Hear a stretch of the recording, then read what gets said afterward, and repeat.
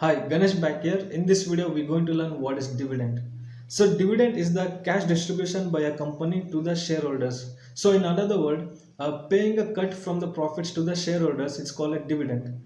To understand this, I'd like to walk you through one small example.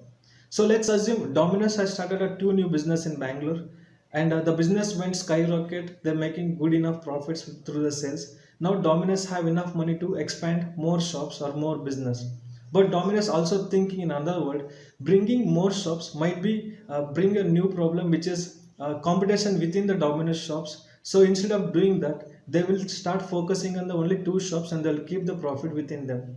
So now in the profit, they will keep some money for the future if anything happen, and the rest of the money they will start paying as a dividend to the shareholders. So this is called a dividend. And in India, there are many companies who've been paying a consistently good dividend, and a dividend will be paid quarterly and yearly. It's a depend on the company that you invested, and dividend decided by the company's management and the authority. So this is the video for today. Now hit the subscribe button and like the video or drop us a comment. And thank you for watching. Have a good day.